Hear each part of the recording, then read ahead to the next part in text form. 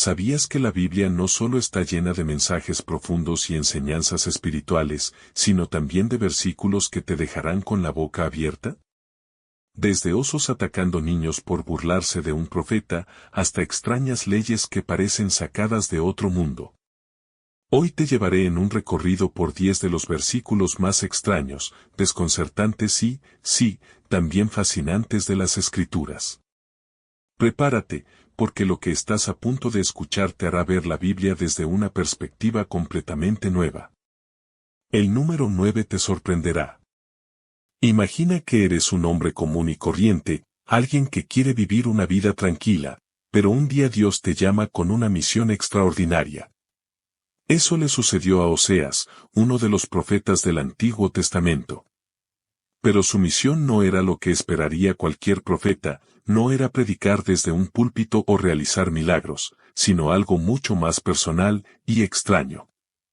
En Oseas 1:2, leemos, cuando el Señor comenzó a hablar por medio de Oseas, le dijo, ve y cásate con una prostituta y engendra hijos de prostitución, porque el país se prostituye al apartarse del Señor. Así que ahí lo tienes, Dios le pide a Oseas que se casó con una mujer que, según todas las probabilidades, sería infiel. ¿Por qué? Porque la relación de Oseas con su esposa representaría la relación de Dios con su pueblo, Israel. Una relación marcada por la fidelidad divina y, al mismo tiempo, por la infidelidad humana. Desde el principio, la vida de Oseas se convierte en una parábola viviente de amor, traición y redención. La orden de Dios no era solo extraña, también era profundamente dolorosa. Imagínate el corazón de Oseas enfrentándose a esta realidad, amaría a alguien que lo traicionaría, tal como Dios amaba a Israel, un pueblo que constantemente lo abandonaba para ir tras otros dioses. Al casarse con una prostituta, Oseas no solo obedecía a Dios, sino que también experimentaba en carne propia el dolor de la infidelidad. Es importante entender que esta historia no es solo una anécdota, sino una poderosa metáfora de la misericordia divina. Israel se prostituía al rendir culto a ídolos y al olvidar al Dios que los había liberado de Egipto, pero, aún así, Dios los amaba incondicionalmente y buscaba su redención. Sin embargo, esta historia no solo nos habla del pecado y la traición. También es un recordatorio del amor persistente de Dios. Oseas y su esposa Gomer tienen hijos con nombres simbólicos que reflejan la relación de Dios con Israel. Por ejemplo, uno de sus hijos se llama Lo-ammi, que significa, no es mi pueblo, Oseas 1:9. Pero más adelante, en el libro de Oseas, Dios promete restaurar esa relación, a los que no eran mi pueblo, les llamaré, pueblo mío, Oseas 2:23. Este versículo, aunque extraño, nos lleva a reflexionar sobre la profundidad del amor divino, un amor que persiste incluso en medio de la traición. En la superficie, parece una historia incómoda, pero en el fondo, es una de las expresiones más poderosas del compromiso inquebrantable de Dios con su pueblo. ¿No es eso fascinante?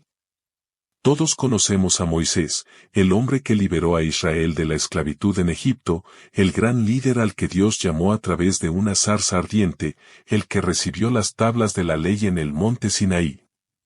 Pero hay un episodio en su vida que casi parece una contradicción. Mientras Moisés regresa a Egipto para cumplir con el llamado de Dios de liberar a su pueblo, ocurre algo completamente inesperado. En Éxodo 4:24-25, leemos, en el camino, en un lugar donde Moisés pasaba la noche, el Señor salió al encuentro de Moisés y quiso matarlo. Pero Séfora tomó un pedernal, cortó el prepucio de su hijo y tocó los pies de Moisés con él, diciendo, tú eres para mí un esposo de sangre. Espera, ¿qué? ¿Dios quería matar a Moisés? ¿No era él el elegido para liberar a Israel? Este versículo parece confuso y desconcertante, pero cuando lo analizamos más profundamente, podemos entender que no se trata de una contradicción. Dios había hecho un pacto con Abraham que exigía que todos los varones israelitas fueran circuncidados, Génesis 17:10-14. Moisés, sin embargo, no había cumplido con este mandato en uno de sus propios hijos. Este acto de aparente desobediencia no era algo menor, porque Moisés estaba a punto de convertirse en el líder espiritual del pueblo, y no podía ignorar el pacto que definía la relación de Dios con Israel. La escena es profundamente simbólica y cargada de emociones. Séfora, la esposa de Moisés, interviene en un momento crítico. Ella tomó la iniciativa y realizó la circuncisión de su hijo, algo que Moisés debía haber hecho mucho antes. Su acción salva la vida de Moisés y restablece el cumplimiento del pacto con Dios. Cuando Séfora toca los pies de Moisés con el prepucio y dice, esposo de sangre, parece estar reconociendo que este acto de sangre era necesario para evitar el juicio divino. Es un momento dramático y, al mismo tiempo, una lección sobre la seriedad con la que Dios toma su pacto. Aunque Moisés era el elegido, eso no lo eximía de la obediencia a las leyes de Dios. Este versículo nos muestra que nadie está por encima del compromiso con el Señor. Pero, más allá del simbolismo y el pacto, esta historia también nos da una imagen de la humanidad de Moisés. A pesar de ser un líder extraordinario, no era perfecto. Incluso él cometió errores y necesitó que alguien más lo ayudara a corregirlos. Esto nos recuerda que, incluso cuando somos llamados por Dios, no podemos descuidar las áreas de nuestra vida que requieren obediencia y compromiso. Lo que parece un pasaje extraño o confuso al principio es, en realidad, una poderosa lección sobre cómo la relación con Dios exige responsabilidad, pero también sobre cómo la gracia divina actúa a través de otros, como Séfora en este caso. Así, este pequeño episodio, aparentemente desconectado de la gran narrativa de Moisés, nos deja una verdad que resuena profundamente: Dios es fiel a su pacto y espera que nosotros también lo seamos. Este es, sin duda, uno de los pasajes más inquietantes del Antiguo Testamento. La historia de Eliseo y los osos vengadores parece salida de una fábula o un cuento oscuro. Imagina la escena: un hombre caminando por el camino hacia Betel, y un grupo de muchachos comienza a burlarse de él, gritando cosas como, sube, calvo, sube, calvo. Puede parecer una burla infantil e inofensiva, pero lo que sucede a continuación deja a todos sin palabras. En 2 Reyes 2:23 al 24, leemos, de allí, Eliseo subió a Betel. Iba por el camino cuando unos muchachos salieron de la ciudad y se burlaron de él, diciendo, sube, calvo, sube, calvo. Él se volvió, los miró, y los maldijo en el nombre del Señor.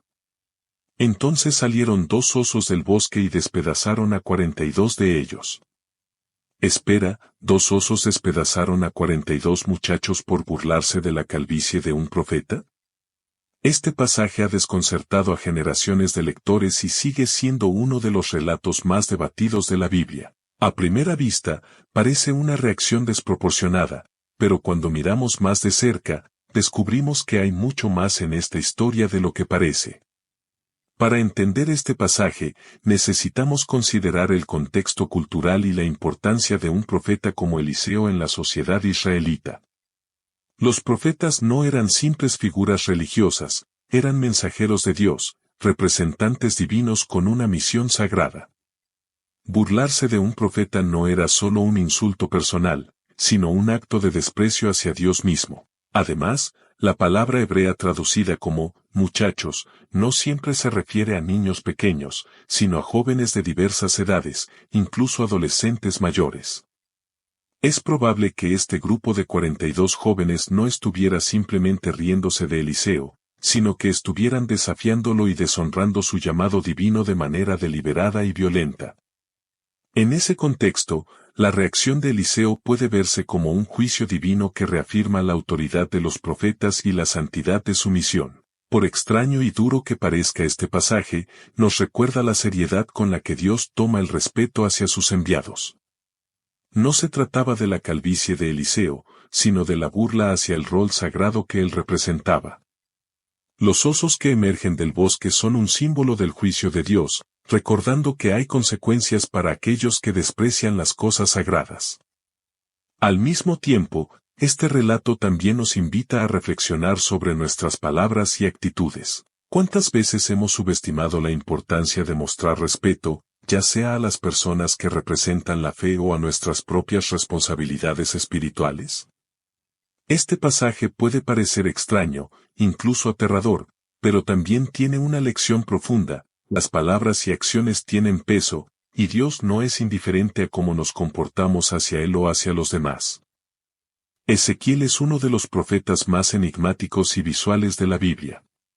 Dios le pidió hacer cosas realmente impactantes para transmitir sus mensajes, pero este pasaje en particular es tan extraño como gráfico.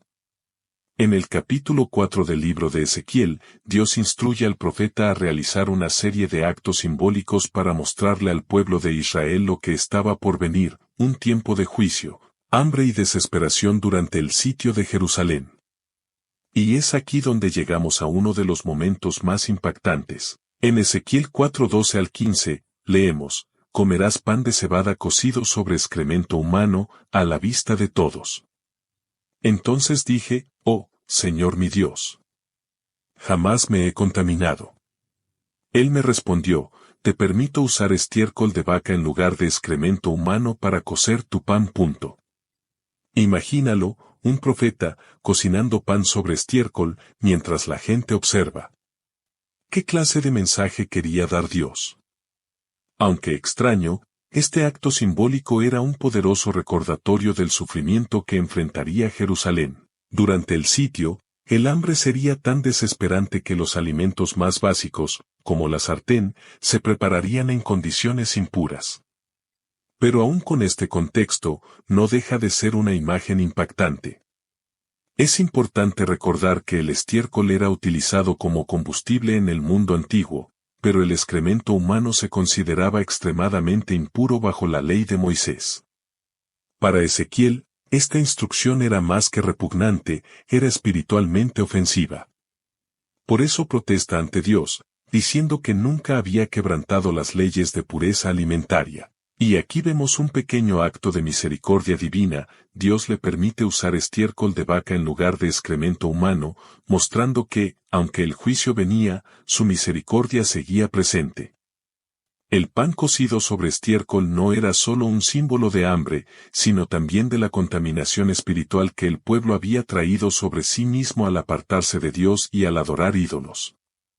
En este extraño acto, Dios no solo advertía sobre un sufrimiento físico, sino también sobre las consecuencias espirituales de la desobediencia. Este pasaje, aunque extraño, nos invita a reflexionar sobre cómo Dios usa actos simbólicos para transmitir verdades profundas.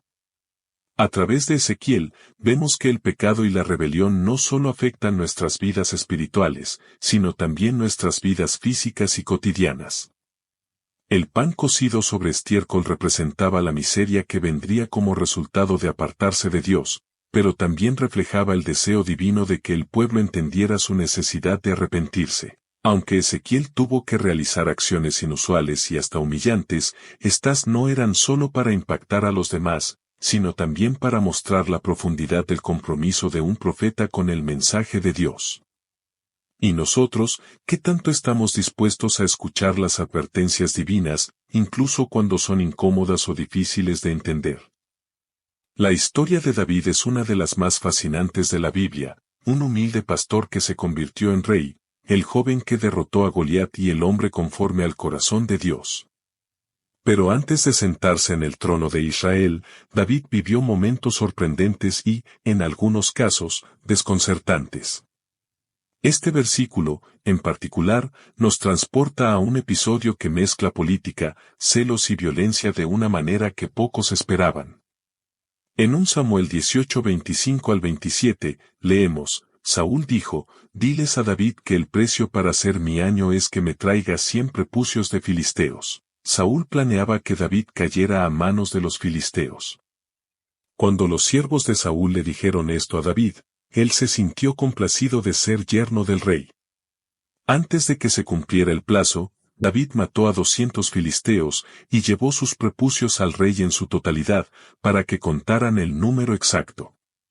Entonces Saúl le dio a su hija Mical como esposa. Sueña brutal, ¿verdad?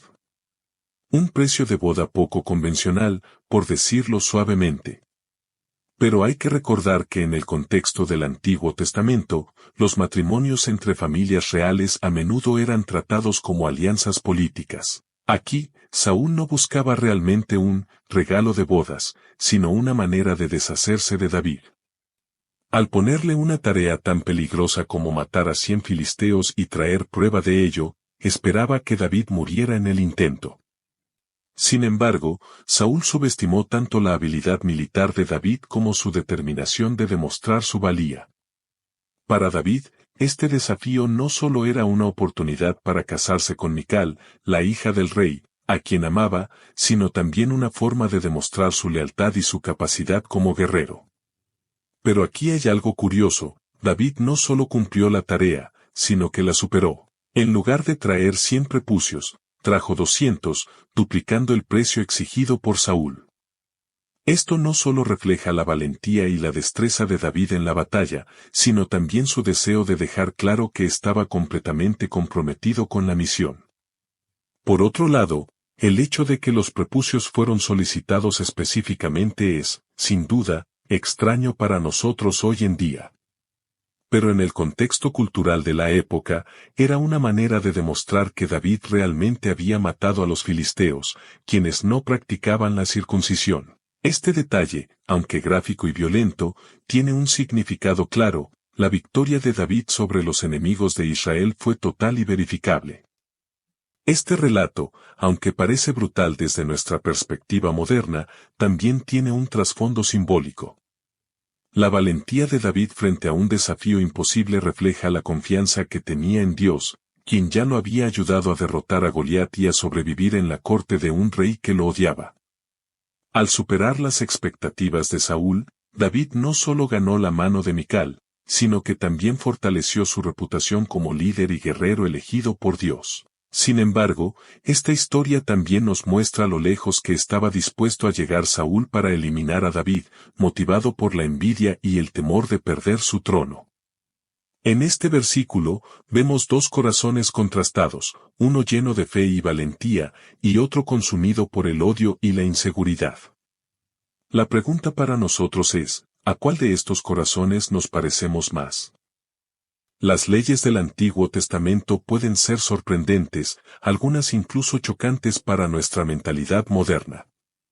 Muchas de ellas fueron dadas en un contexto específico, diseñado para establecer el orden y la justicia en la sociedad israelita.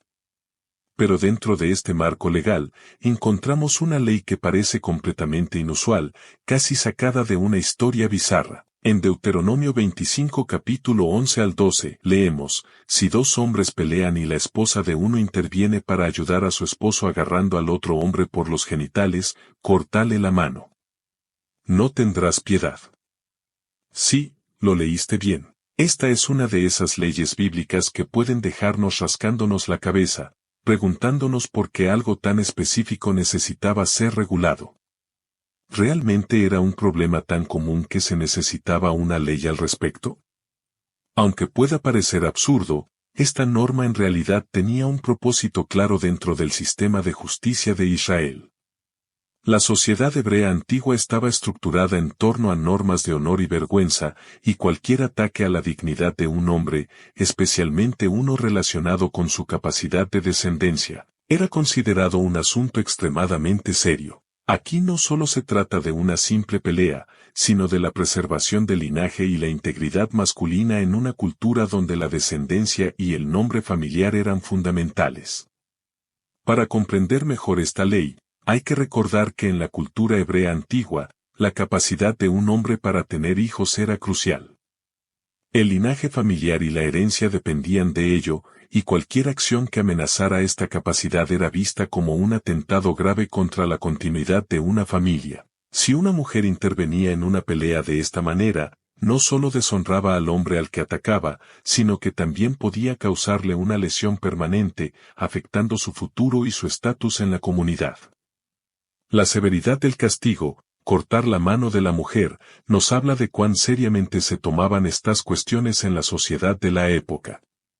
Aunque hoy en día esto nos parece extremo, en el contexto legal del antiguo Israel, Esta ley servía como una advertencia para evitar que las disputas personales se convirtieran en daños irreversibles a la estructura social y familiar. Pero más allá de la extrañeza de esta ley, hay algo más profundo en juego aquí. Nos muestra que la justicia bíblica, aunque a veces expresada en términos que nos parecen drásticos, estaba diseñada para mantener el orden y la armonía en una sociedad donde la violencia y la venganza personal podían fácilmente salirse de control. También nos recuerda que muchas de las leyes del Antiguo Testamento estaban enfocadas en un contexto específico y que, aunque algunas ya no aplican en nuestro tiempo, siguen reflejando la importancia de la dignidad, el respeto y la responsabilidad en las relaciones humanas. Este versículo puede parecer extraño o incluso exagerado, pero nos lleva a preguntarnos, ¿cómo manejamos los conflictos hoy en día? ¿Nos dejamos llevar por la impulsividad o buscamos la justicia de una manera que honre a Dios y a los demás? En cada ley, por más extraña que parezca, hay una lección oculta que nos invita a reflexionar. El libro de Jueces está lleno de historias sorprendentes y, a veces, violentas. Es una época de caos en Israel, donde los jueces son levantados por Dios para liberar al pueblo de la opresión de sus enemigos.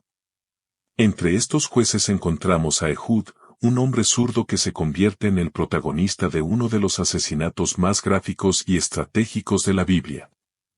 La víctima, Eglón, el rey moabita que había sometido a Israel durante 18 años. En Jueces 3 capítulo 21 al 22, leemos, entonces Ehud extendió su mano izquierda, tomó el puñal de su muslo derecho y lo hundió en el vientre de Eglón. La empuñadura entró tras la hoja, y la grasa cubrió la hoja porque no se la sacó del vientre, y el estiércol salió.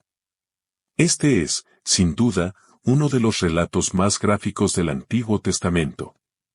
No solo se nos dice que el puñal desapareció dentro del cuerpo del rey debido a su gran tamaño, sino que también se menciona un detalle inesperado, el estiércol salió de su cuerpo tras el apuñalamiento. Es un pasaje crudo, pero también fascinante en cuanto a cómo Ehud llevó a cabo su misión con precisión y astucia. No fue un asesinato al azar, fue una acción cuidadosamente planeada para liberar a Israel de la opresión moabita.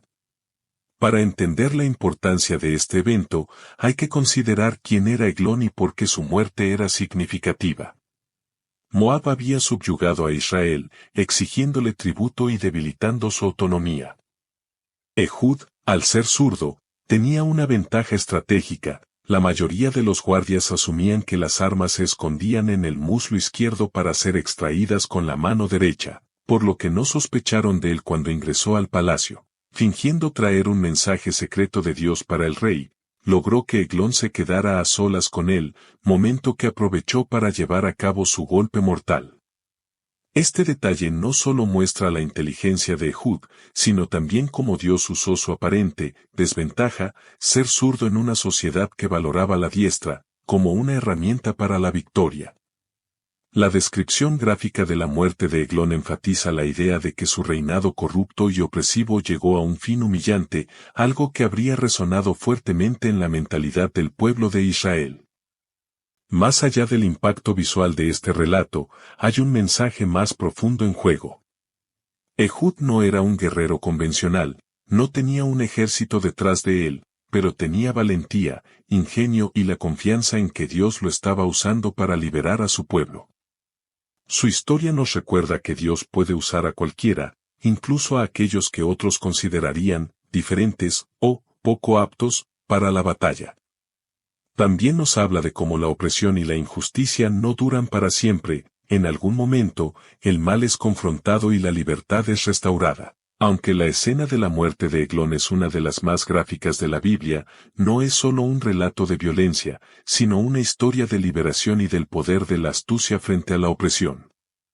Nos deja con una pregunta interesante: ¿qué talentos o características únicas tenemos que podrían ser usados para un propósito mayor, incluso cuando otros los ven como una desventaja? El libro de Levítico está lleno de leyes que establecen la santidad del pueblo de Israel. Algunas regulaciones son bien conocidas, como los 10 mandamientos o las normas sobre la pureza alimentaria, pero hay otras que pueden resultar incómodas o desconcertantes. Un ejemplo claro es Levítico 18 capítulo 23, donde se establece una prohibición explícita contra una práctica aberrante: no tendrás relaciones sexuales con ningún animal, contaminándote con él. Tampoco mujer alguna se pondrá delante de un animal para tener ayuntamiento con él. Es una perversión. Hoy en día, esta ley puede parecernos innecesaria o incluso extraña. Sin embargo, en la antigüedad, muchas culturas paganas tenían prácticas sexuales ligadas a la adoración de dioses, y algunas de estas incluían actos de bestialismo. Dios, al dar esta ley a Israel, no solo estaba estableciendo una norma moral, sino que también estaba diferenciando a su pueblo de las naciones vecinas, donde este tipo de actos eran parte de rituales religiosos. Esta no era simplemente una cuestión de moralidad personal, era un mandato que reflejaba la pureza y la santidad que Dios esperaba de su pueblo. Para entender por qué Dios dio esta prohibición de manera tan directa, es importante conocer el contexto histórico. Muchas civilizaciones antiguas, como los cananeos y los egipcios, tenían prácticas religiosas que involucraban actos sexuales como parte de sus cultos a la fertilidad. En algunos casos, los sacerdotes y sacerdotisas realizaban rituales que incluían relaciones con animales como una supuesta conexión con sus deidades. Dios quería que Israel fuera completamente distinto a estas culturas, y por eso estableció reglas claras sobre la santidad del cuerpo y la moralidad sexual. El mensaje es claro: el pueblo de Dios no debía imitar las costumbres paganas, sino vivir de una manera que reflejara la pureza y el respeto por el orden divino. Aunque este mandamiento pueda parecer irrelevante para nosotros hoy en día, la esencia del mensaje sigue siendo importante. Dios llama a su pueblo a una vida de santidad y autocontrol, alejándonos de cualquier práctica que degrade la dignidad humana y la creación. Si bien es cierto que en nuestra cultura actual este tipo de actos son ampliamente rechazados, el principio detrás de esta ley sigue siendo valioso. Debemos ser conscientes de cómo nuestras acciones reflejan nuestra relación con Dios. La Biblia no teme abordar temas incómodos porque busca proteger a la humanidad del daño espiritual y físico que puede resultar de la inmoralidad. Este versículo nos recuerda que no debemos conformarnos con las prácticas del mundo, sino esforzarnos por vivir de acuerdo con los valores divinos. La pregunta es: ¿estamos permitiendo que nuestra moralidad sea moldeada por la sociedad o por los principios eternos de Dios? Si hay un libro en la Biblia que nos sorprende por su lenguaje apasionado y sus metáforas poco convencionales, ese es Cantar de los Cantares. Este libro poético celebra el amor entre un hombre y una mujer, expresado a través de imágenes que, aunque eran bellas en su contexto original, hoy pueden parecernos bastante peculiares. Un ejemplo perfecto es Cantar de los Cantares 4 capítulo 2, donde el amado describe la sonrisa de su amada de la siguiente manera: tus dientes son como rebaños de ovejas recién trasquiladas que suben del lavadero. Todas tienen crías gemelas, y ninguna de ellas está sola. Imagina recibir este cumplido hoy en día: tus dientes son como ovejas lavadas y trasquiladas. Probablemente no sea la mejor manera de halagar a alguien en una cita. Sin embargo, en la cultura hebrea antigua, esta metáfora tenía un significado profundo. El hecho de que los dientes sean comparados con ovejas blancas y recién lavadas sugiere que eran impecablemente limpios y alineados, lo cual era un signo de belleza en aquella época. Además, la referencia a que ninguna de ellas está sola, indica que la amada no tenía dientes faltantes, algo que era poco común en un tiempo donde la higiene dental no era como la conocemos hoy. Para entender mejor esta comparación, debemos recordar que en la poesía del antiguo Oriente Medio era común usar imágenes de la naturaleza para describir la belleza.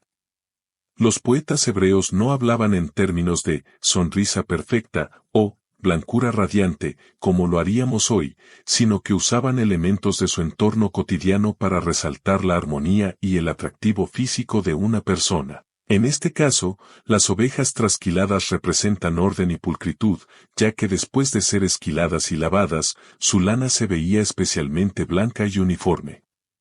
Además, la mención de que tienen crías gemelas puede ser una manera simbólica de decir que los dientes están pareados de manera simétrica.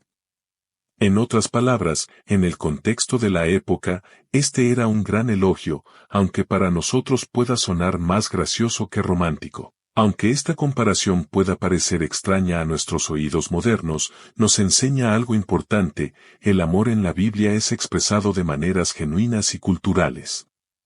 Lo que hoy puede parecernos un cumplido poco convencional era, en su tiempo, una forma hermosa y respetuosa de describir a alguien especial. Más allá de la metáfora, este pasaje también nos habla de la admiración que el amado siente por su amada. Nos recuerda que, cuando amamos de verdad, encontramos belleza en los pequeños detalles, incluso en algo tan cotidiano como una sonrisa. En un mundo donde la imagen se ha vuelto tan superficial, Cantar de los Cantares nos invita a ver la belleza con otros ojos, a valorar la armonía, la pureza y la singularidad en aquellos a quienes amamos. ¿Cómo expresamos hoy nuestro amor? Tal vez no con comparaciones de ovejas trasquiladas, pero sí con palabras y gestos que transmitan aprecio genuino y profundo. Cuando pensamos en Jesús, usualmente lo imaginamos sanando enfermos, enseñando con amor y mostrando compasión a todos. Pero hay un episodio en los Evangelios que desconcierta a muchos, un momento en el que, en lugar de sanar, Jesús maldice una higuera, y ésta se seca por completo. ¿Qué ocurrió aquí? En Mateo 21 capítulo 18 al 19, leemos: Por la mañana, de regreso a la ciudad, Jesús tuvo hambre.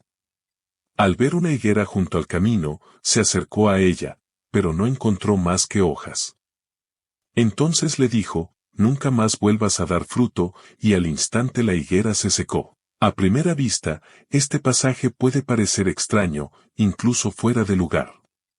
¿Por qué Jesús, el mismo que alimentó a multitudes con unos pocos panes y peces, se enoja con un árbol por no tener frutos? Para entender este acto, debemos ir más allá de la superficie y explorar el simbolismo detrás de la higuera. En la cultura hebrea, la higuera representaba a Israel. Sus hojas frondosas daban la apariencia de que tenía vida, pero al no tener frutos, reflejaba algo vacío, algo sin propósito. Jesús, al maldecir la higuera, no solo estaba mostrando su frustración por no encontrar comida, sino que estaba enviando un mensaje profundo sobre la hipocresía espiritual. Israel, como nación, tenía la apariencia de estar espiritualmente viva, tenían el templo, los sacrificios, las oraciones y la ley.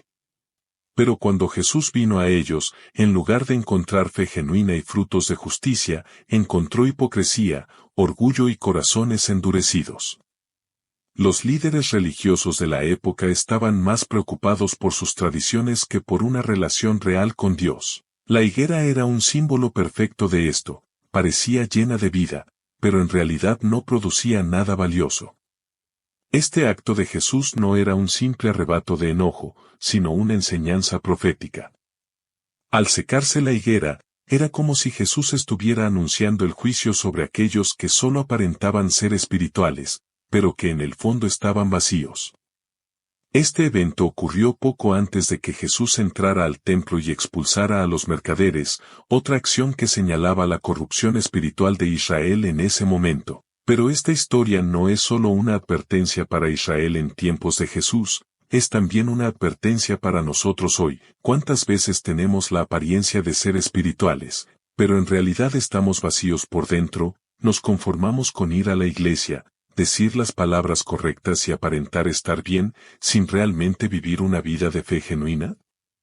Jesús nos enseña que no basta con parecer frondosos por fuera, Dios busca frutos en nuestra vida: amor, justicia, bondad, humildad y una relación sincera con Él. La higuera maldita nos desafía a examinar nuestro corazón y preguntarnos si realmente estamos produciendo frutos o si solo estamos llenos de hojas sin propósito. Porque al final, lo que Dios desea no es una fe superficial, sino una fe auténtica y transformadora.